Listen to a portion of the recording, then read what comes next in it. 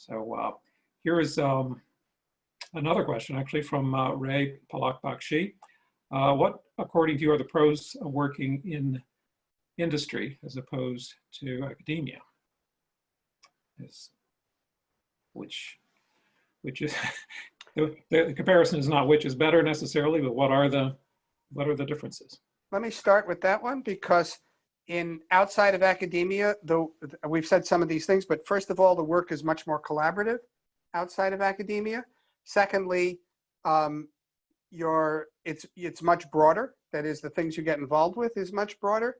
And for some people, and most of the people who work in my place, these are all huge pluses, that this is what they like about it.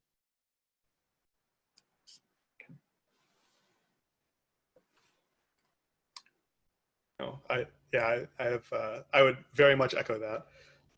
The other two, maybe they're obvious things that I would add, is the talent pool in general is less harsh than, say, a postdoc talent pool. So that's pretty nice. And then the pay grade is better. It's just easier to get a good paying job. Yeah, I basically have nothing more to add. I think, yeah, they all covered my points. Okay. All right.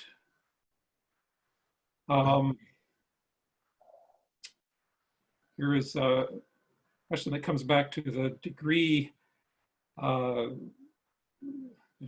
question again. As a person with a bachelor's degree, how can I market myself to stand out among applicants with a higher education level? This comes from Marco Cesco.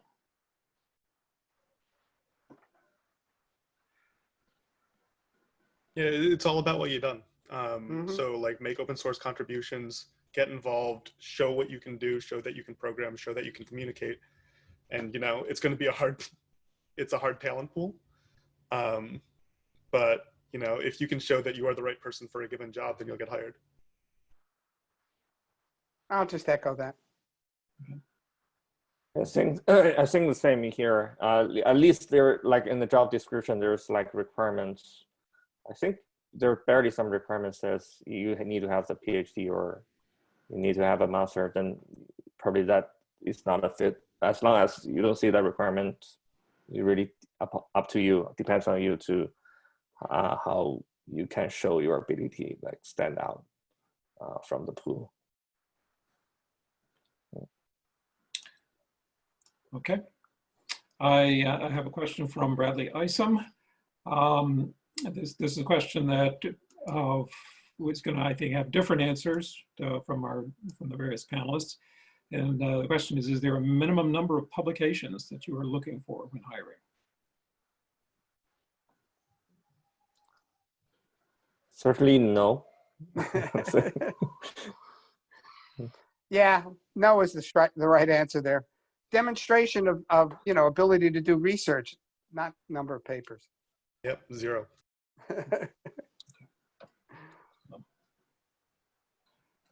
All right.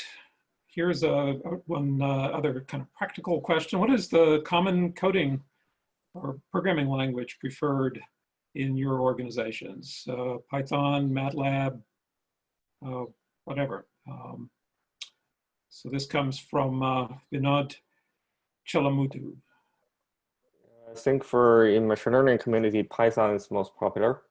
And like for scientist role, and like others, if you're doing software development, is like C++ and stuff. Like R is popular in some of the companies. It's more like statistic, like more job for statistician. But I don't see any MATLAB though. Maybe it's more suited fit for like academia. Well, I'll all of the above would be my answer to that question. We also have people who use MATLAB a lot. I know, because those licenses are very expensive, and it's the language for the job at hand. And so we have people who use all of those and more. Yeah, so I would be cautious against over specializing early. Because if you say, yeah, I'm a Python expert, and then all of the code for all of your company is written in C somehow, then you're not going to get that job. But you need to be able to sort of transfer from one language to another and be able to sort of be flexible in what you're willing to learn. That being said, for machine learning, Python is certainly the go-to right now.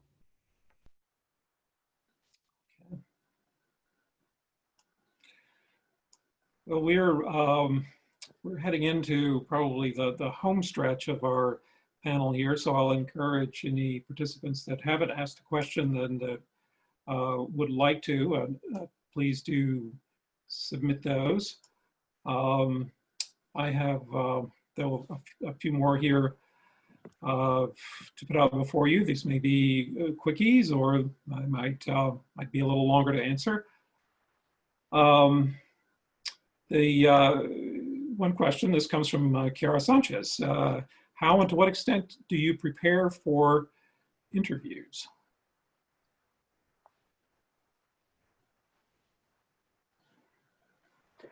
I'll start with that one. Our interview process involves asking you to give a talk.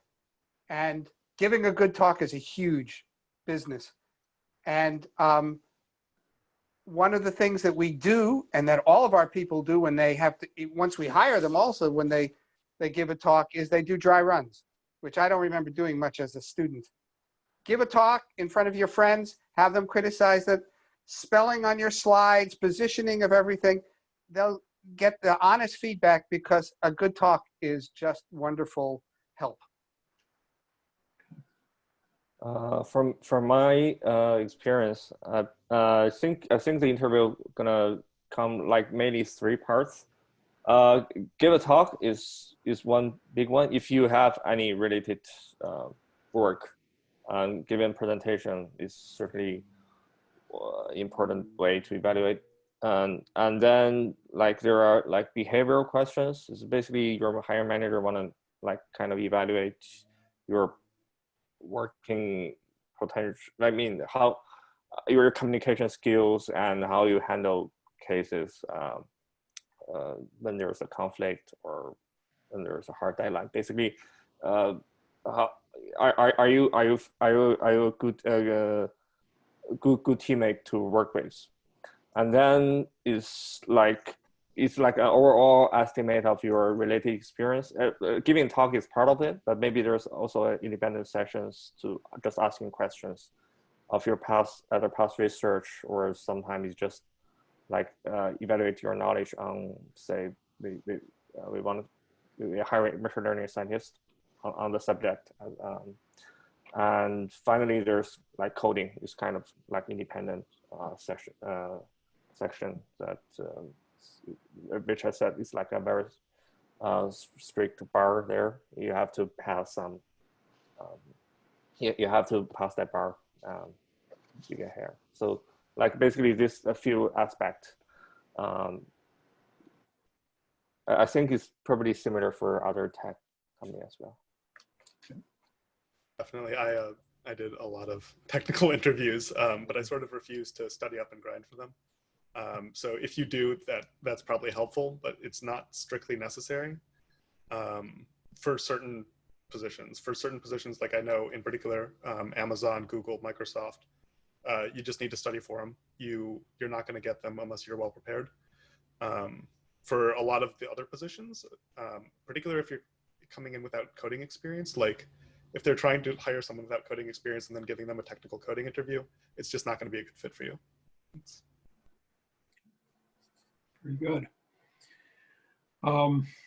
Here's one other question that goes a little bit in a different direction about programming. Do online certificates received from, say, Coursera, Udemy, et cetera, help to demonstrate programming skills? This comes from Laila Mohammadi. Well, I'll go first because yes, when I did some online certificates.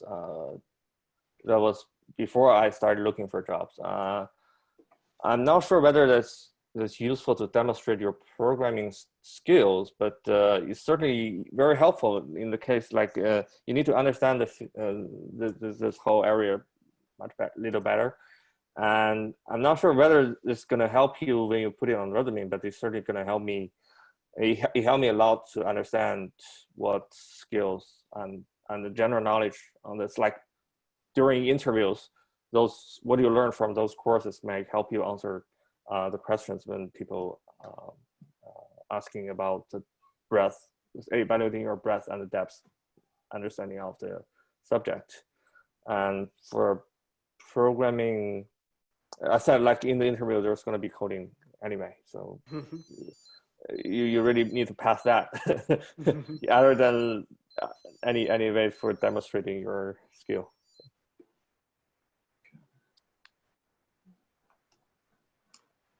Any other thoughts on that? No, I would definitely second that. The only reason to include it might be to demonstrate interest if you don't have something else to demonstrate interest in that subject area. But even then, you might want to just try to find something that demonstrates it better.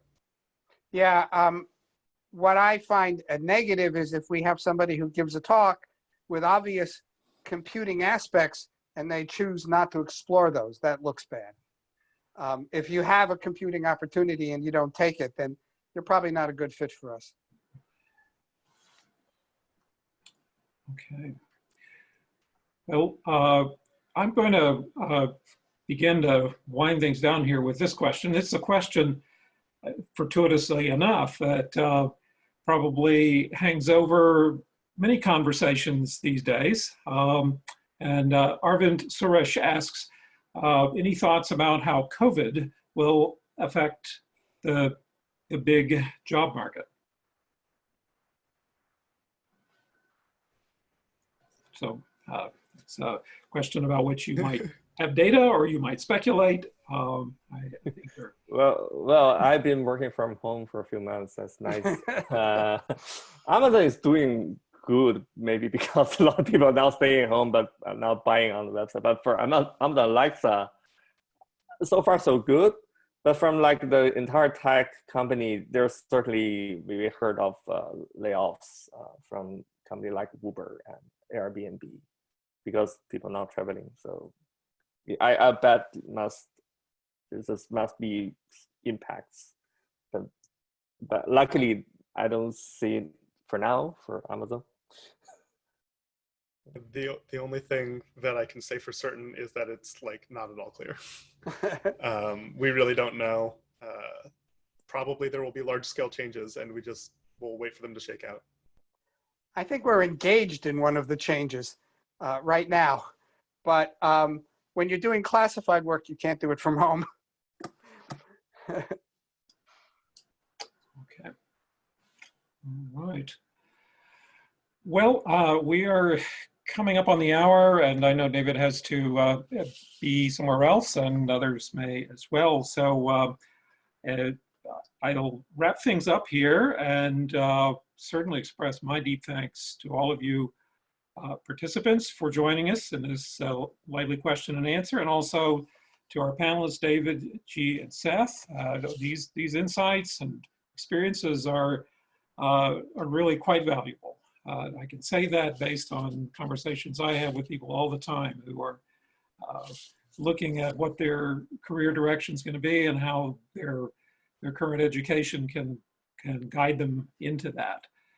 So it may be that some who were in attendance here were not able to get their questions in. And if you'd like to follow up further, please do email us at bigcareers@ams.org, and we'll follow up in whatever way is appropriate there, passing along the questions maybe to the panelists or maybe connecting you with them.